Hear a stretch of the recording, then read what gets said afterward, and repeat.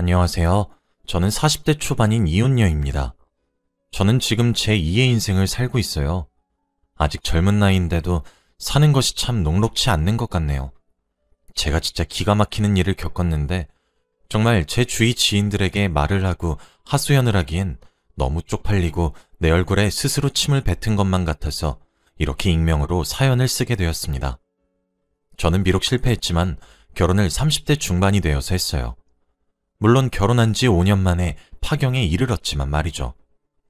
30대 초반까지만 해도 결혼에 대한 독촉이 그리 심하지는 않았던 것 같은데 제가 중반이 되자마자 저희 부모님은 정말 빚쟁이가 빚을 독촉하는 것처럼 결혼을 독촉하기 시작했습니다.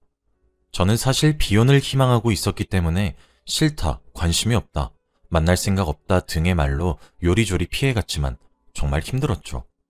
하지만 주위에서 아이를 낳아 행복하게 지내는 모습이 내심 부럽기도 했고 부모님의 등살을 제가 이기기 힘들다는 것도 깨달았기 때문에 부모님의 가져오는 선자리를 죄다 나가게 되었습니다. 물론 대부분의 선자리는 실패했어요. 애초에 제 마음가짐이 결혼에 회의적이었으니 당연한 결과이긴 했죠. 하지만 전남편과의 선자리는 성공적이었습니다. 전남편은 저보다 2살이 많았어요. 심지어 누가 봐도 호남형의 얼굴에 키도 컸고 젠틀한 사람이었죠. 매너도 좋았고 아주 섬세해 보였습니다. 게다가 직업이 사업가라 경제적으로도 매우 여유로운 편이었어요. 이 정도의 사람이면 결혼해도 되겠다는 생각이 절로 들었습니다.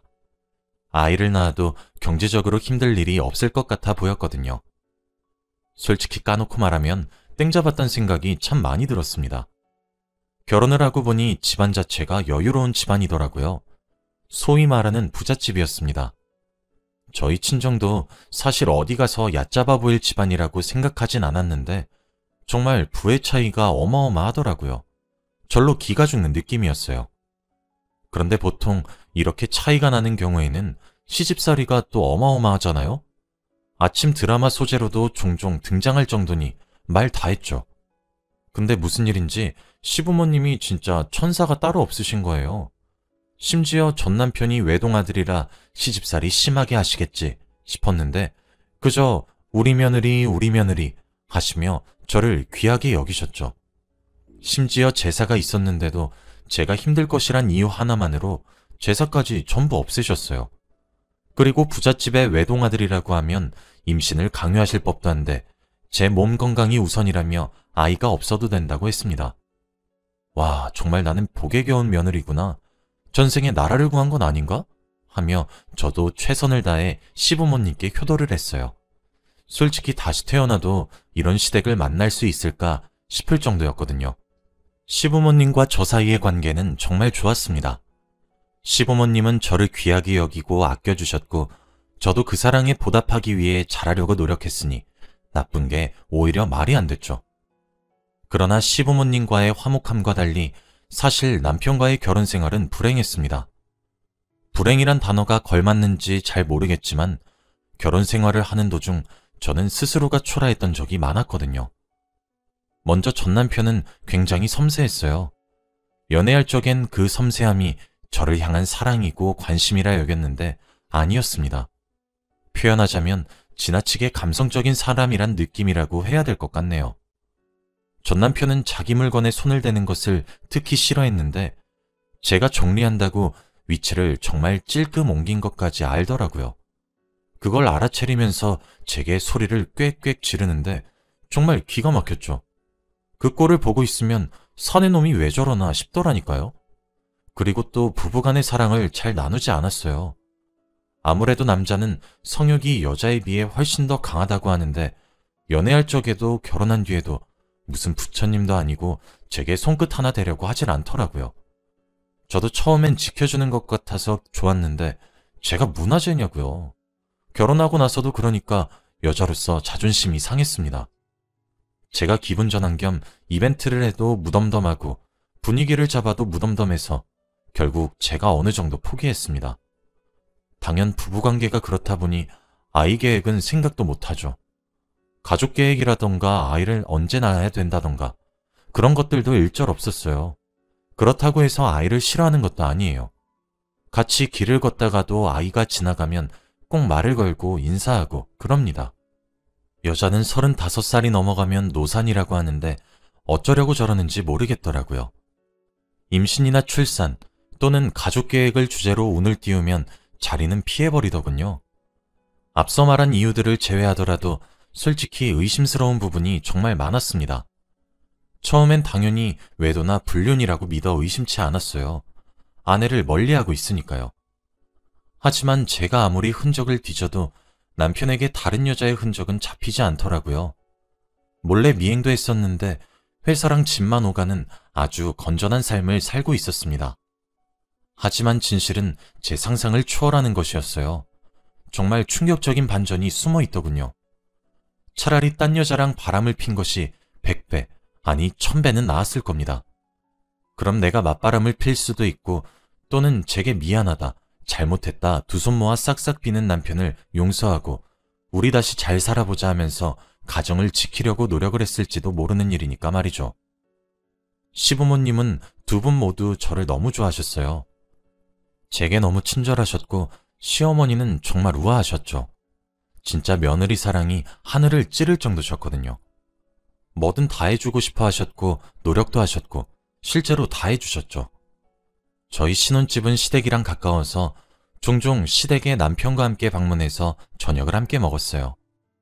그렇게 저희 부부와 시부모님 이렇게 넷이서 둘러앉아 마당에서 바베큐 파티도 하고 조촐하게 차려 먹기도 하고 그렇게 소소하게 보냈죠. 제 상상을 추월한 비극이 일어난 날, 그날도 어김없이 우리는 시댁에서 함께 저녁을 먹기로 했어요. 마당에서 바베큐 파티를 하기로 했죠. 원래 남편은 칼퇴근을 해서 보통 같이 시댁에 도착했는데 그날따라 남편은 퇴근이 1시간 정도 늦어진다며 회사에서 바로 시댁으로 가겠다고 하더라고요. 그래서 저 혼자 시댁을 갔어요. 그런데 약속을 한 시간보다 제가 한참 일찍 도착했더라고요. 그 넓은 시댁에 저만 있는 거였어요. 시부모님께 전화를 드려서 언제쯤 도착하시냐 여쭤보니 지금 빨리 가고 있으니까 거실에서 TV 보면서 쉬고 있으라고 하시더라고요. 그런데 혼자 있어서 심심하기도 하겠다. TV에 재밌는 프로그램도 없겠다. 어차피 마당에서 바베큐 파티를 하면 그릴이나 수치나 이것저것 준비해야 될 것들이 있으니까 이왕 제가 먼저 도착한 김에 제가 미리 준비를 조금 해놔야지 하는 마음을 먹었어요. 시부모님께 예쁨 받고 싶기도 했고요. 저는 바베큐를 해먹을 준비를 하기 위해 창고로 갔죠. 끙끙거리며 숯도 꺼내고 불판도 꺼내고 하는데 구석진 곳에 엄청나게 낡아서 색깔도 바래진 상자가 하나 있더라고요. 저도 이걸 어떻게 찾았나 할 정도로 정말 구석진 곳에 가려져 있었어요. 그 상자는 판도라의 상자였죠. 그 상자 안에는 시댁에 있을 수 없는, 있어서는 안 될 물건이 들어있었습니다. 외동아들인 남편만 자식으로 둔 시댁에 여중여고 졸업 앨범이 있었거든요. 처음엔 당연히 의아했어요. 에? 왜 이런 것들이 여기 있는 거지? 남편 사촌 형제들 건가? 하고 대수롭지 않게 넘기려고 했습니다. 그런데 상자에 졸업 앨범들과 함께 어린 시절 사진을 모아놓은 듯한 앨범도 함께 있더라고요. 정말 아무 생각 없이 펼쳤습니다. 그 앨범에 담겨있는 여자아이는 귀여웠어요. 성장 앨범이라 그런지 아기가 커가는 모습이 담겨있더군요. 그런데 한 장 한 장 넘기면 넘길수록 여자아이의 얼굴이 남편과 많이 닮아 보이더라고요. 사촌이어도 이렇게 닮을 수 있는 건가 싶을 정도였습니다. 진짜 남편의 숨겨진 남매라고 해도 믿을 정도였어요. 성장 앨범은 고등학교 시절을 마지막으로 끊겼죠. 저는 그 후 옆에 놓여진 졸업 앨범도 펼쳤습니다. 아니나 다를까 졸업 앨범들은 성장 앨범에 나온 여자아이의 앨범들이 맞더군요. 그런데 그 앨범 속에 나와 있는 여자아이는 남편과 이름이 같았습니다. 소름 끼칠 정도로 쏙 빼다 박은 얼굴에 이름까지 똑같더군요. 전 남편의 이름은 중성적인 이름이기도 하고 특이한 이름이라 동명이인이 흔치 않거든요. 멍하니 혼자 앨범을 바라보고 있었지만 제 머릿속엔 정말 하나의 가능성이 짐작되었어요. 그리고 생각했죠. 제가 남편의 어린 시절 사진을 본 적이 있는지, 학창시절 친구를 만난 적이 있는지 말이죠. 그런데 생각해보니 없더군요. 저는 본능적으로 그 상자를 뒤지기 시작했습니다. 상자에는 앨범 말고도 상장이나 또 다른 사진들이나 많은 것들이 잔뜩 들어 있었어요. 점점 퍼즐이 맞춰가는 것 같았죠. 어쩐지 남편을 보며 남자치고는 유난이다. 남자가 왜 저렇게 기집애처럼 구는 거야? 라고 생각했던 모습들이 차례차례 떠올랐습니다. 그건 남편이 유나운스러운 것이 아니라 정말 여자였을 시절의 버릇이었던 모양이더군요. 저는 충격에 빠졌어요. 정말 그날의 기분은 아직도 형용할 수 없습니다. 남편이 한때 여자였다는 것을 깨닫고 느낀 감정은 말이죠. 저는 그렇게 한참 동안 넋이 나가 있었어요. 멍하니 서 있다가 창고는 널브러뜨리고 낡은 상자만 들고 시댁 거실에 앉아서 누군가 오길 기다렸죠. 한참 있으니 시부모님이 시댁으로 돌아오셨습니다. 집 앞에서 우연히 마주쳤다며 옆에 남편도 함께 서 있더라고요. 거실에 멀거니 앉아있는 제게 시어머니는 아까 창고 앞은 왜 저렇게 널브러뜨리고 이렇게 거실에 혼자 앉아있어? 라고 물으시더라고요. 저는 아무 말 없이 세 사람을 멀거니 쳐다만 봤습니다. 그리곤 낡은 상자를 세 사람 앞으로 집어던졌어요. 남편은 놀라서 제게 당장이라도 왁 하고 소리를 지를 것 같았지만 상자는 날아가는 도중에 안에 있던 물건들이 공중에 흩날렸고 거기 있는 모두가 알게 되었죠. 제가 뭘 찾게 되었는지 말이에요. 남편은 얼굴에 핏기가 가시더군요. 시부모님도 마찬가지였죠. 세 사람 모두 얼어붙어 있었어요. 저는 어머님, 아버님, 이게 뭔가요? 제가 버릇없이 물건을 집어던졌는데 왜 혼내시지 않으세요? 이렇게 나오시면 제가 한 망상이 진실이란 것밖에 더 돼요? 당신도 그래. 지금 이건 뭐야? 설명해 보라고! 라며 소리를 질렀습니다. 순식간에 상황을 파악한 남편은 곧장 무릎을 꿇었어요. 그러고는 미안해 여보. 일단 진정하고 내 말 좀 들어줘. 어? 라고 말을 더듬으며 저를 진정시키려고 했어요. 저는 됐으니까 당장 그 잘난 입으로 짓거려 보라며 몸을 부들부들 떨면서 화를 냈습니다. 그리고 이어지는 남편의 이야기에 저는 정말 할 말을 잃었어요. 맞아. 사실 나의 타고난 성별은 여자야. 나 원래는 여자였어. 고등학교 시절까지 말이야. 그런데 나도 항상 의아했어. 난 왜 이렇게 남들과 다른 걸까 했거든. 근데 시간이 지나면 지날수록 내 성 정체성이 남들과 다르다는 것을 알게 되었고 그래서 수술을 결심했어. 나 성인이 되자마자 돈을 악착같이 모았어. 우리 부모님도 몰랐어. 내가 이런 걸 말한 것도 수술이 끝나고 난 이후야. 부모님한텐 말하지 못했어.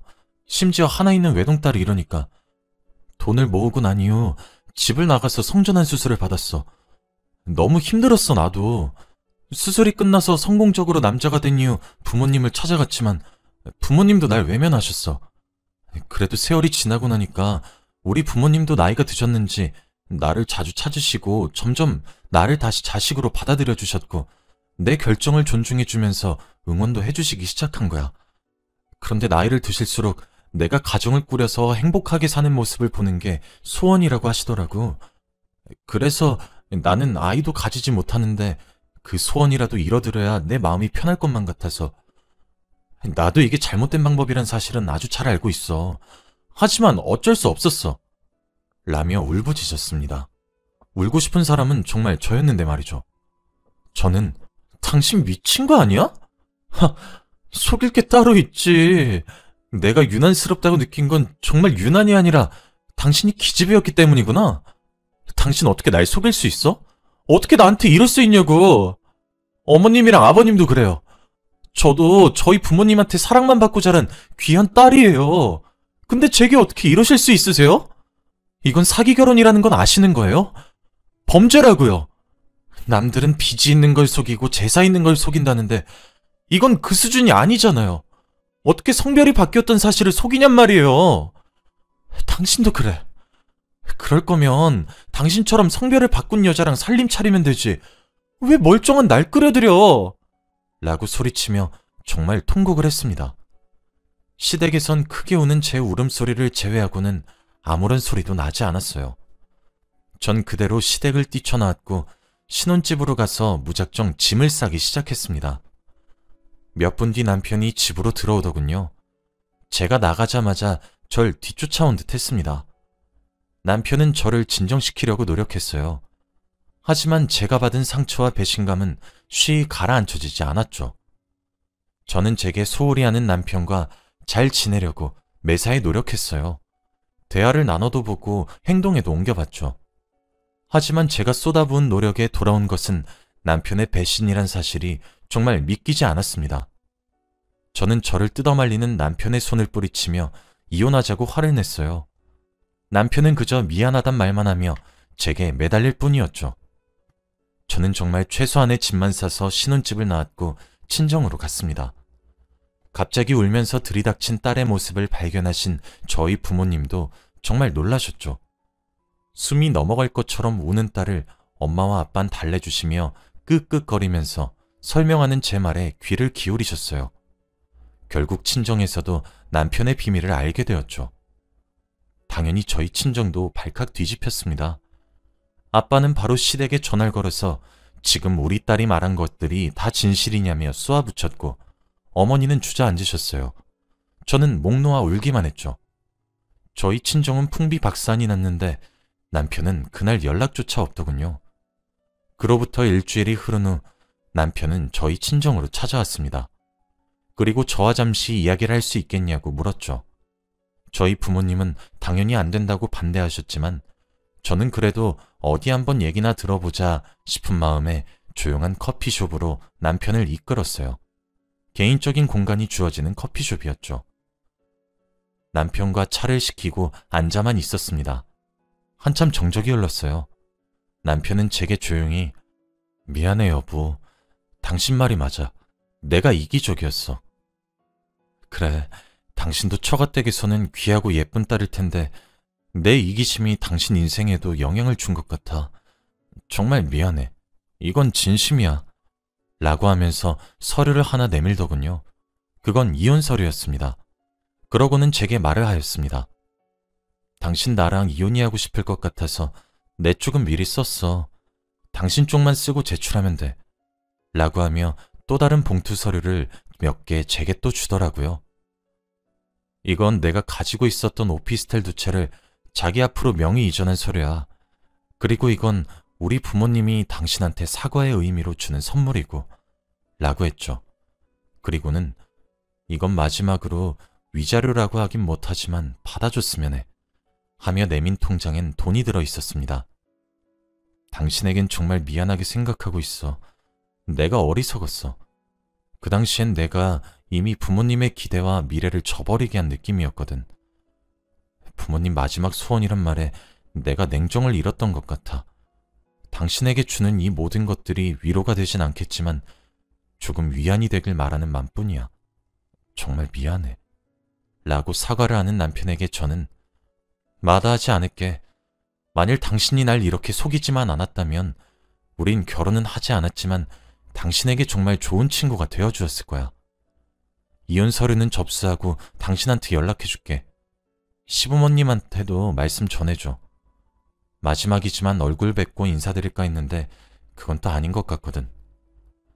앞으로 당신도 잘 살아. 다른 집 딸내미들 인생 괴롭히지 말고 혼자 살아. 라고 얘기한 뒤 서류들을 들고 일어나 친정으로 돌아갔습니다. 그리고 이튿날 저는 이혼 서류를 접수했고 우린 그렇게 협의 이혼을 하게 되었습니다. 제 결혼 생활은 그렇게 막을 내렸죠. 후에 알고 보니 시부모님과 전남편이 제게 준 위자료 명목의 재산은 수억 원이 넘는 가치를 가지고 있었더군요. 아마 제게 죄스러운 마음을 표현한 가치였겠죠. 저는 그 건물들을 사용해 형편이 매우 넉넉해지긴 했습니다. 다시 일도 배우고 있고 점점 일상생활에 녹아들고 있어요. 아직 제 주위 지인들은 성격 차이로만 이혼한 줄로 알고 있습니다. 저도 전 남편의 비밀은 끝까지 지켜줄 생각이긴 합니다. 저는 여전히 비혼주의의 인생을 살아가고 있어요. 그래도 더 행복해지려고 노력하려고 해요. 다들 응원해 주시길 바랍니다. 제 하소연을 들어주셔서 감사합니다.